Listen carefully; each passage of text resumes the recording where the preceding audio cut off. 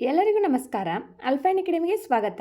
ಇಂದಿನ ಈ ವಿಡಿಯೋದಲ್ಲಿ ನಾವು ಮುಂಬರುವ ಪರೀಕ್ಷೆಗಳಿಗೆ ಅತಿ ಉಪಯುಕ್ತವಾಗಲಿರುವ ಮಾಹಿತಿಯನ್ನು ತಿಳಿದುಕೊಳ್ಳೋಣ.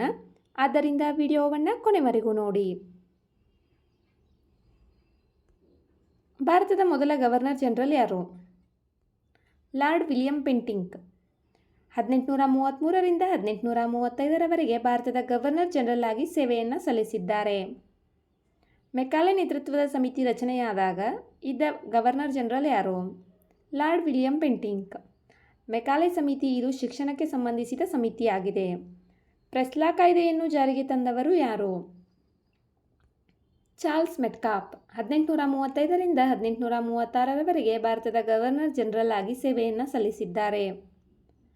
ಭಾರತೀಯ ಪತ್ರಿಕೆಗಳ ವಿಮೋಚಕ ಎಂದು ಯಾರನ್ನು ಕರೆಯಲಾಗುತ್ತದೆ? ಚಾರ್ಲ್ಸ್ ಮೆಟ್ಕಾಪ್. ಒಂದನೇ ಆಂಗ್ಲೋ ಅಫ್ಘನ್ ಯುದ್ಧ ನಡೆದ ಅವಧಿಯಲ್ಲಿ ಇದ್ದ ಭಾರತದ ಗವರ್ನರ್ ಜನರಲ್ ಯಾರು? ಲಾರ್ಡ್ ಅಕ್ಲೆಂಡ್. 1836ರಿಂದ 1842ರವರೆಗೆ ಭಾರತದ ಗವರ್ನರ್ ಜನರಲ್ ಆಗಿ ಸೇವೆಯನ್ನು ಸಲ್ಲಿಸಿದ್ದಾರೆ. ಒಂದನೇ ಆಂಗ್ಲೋ ಅಫ್ಘನ್ ಯುದ್ಧವು 1838ರಿಂದ 1842ರವರೆಗೆ ನಡೆಯಿತು.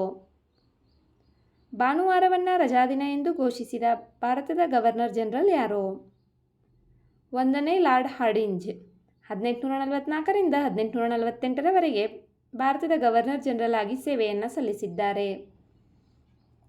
ದತ್ತು ಮಕ್ಕಳಿಗೆ ಹಕ್ಕಿಲ್ಲವೆಂಬ ನೀತಿಯನ್ನು ಜಾರಿಗೆ ತಂದ ಭಾರತದ ಗವರ್ನರ್ ಜನರಲ್ ಯಾರು? Lord Dalhousie. 1848ರಿಂದ 1856ರವರೆಗೆ ಭಾರತದ ಗವರ್ನರ್ ಜನರಲ್ ಆಗಿ ಸೇವೆಯನ್ನು ಸಲ್ಲಿಸಿದ್ದಾರೆ. 1848ರಲ್ಲಿ ದತ್ತು ಮಕ್ಕಳಿಗೆ ಹಕ್ಕಿಲ್ಲವೆಂಬ ನೀತಿಯನ್ನು ಜಾರಿಗೆ ತಂದರು. ಆಧುನಿಕ ಭಾರತದ ನಿರ್ಮಾಪಕ ಎಂದು ಯಾವ ಗವರ್ನರ್ ಜನರಲ್ನನ್ನು ಕರೆಯಲಾಗುತ್ತದೆ?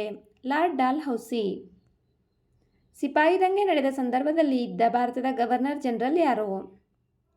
Lord Canning. 1856ರಿಂದ 1858ರವರೆಗೆ ಭಾರತದ ಗವರ್ನರ್ ಜನರಲ್ ಆಗಿ ಸೇವೆಯನ್ನು ಸಲ್ಲಿಸಿದ್ದಾರೆ. ಭಾರತದ ಕೊನೆಯ ಗವರ್ನರ್ ಜನರಲ್ ಯಾರು? Lord Canning. ವಿಡಿಯೋ ನೋಡಿದ್ದಕ್ಕಾಗಿ ಧನ್ಯವಾದಗಳು.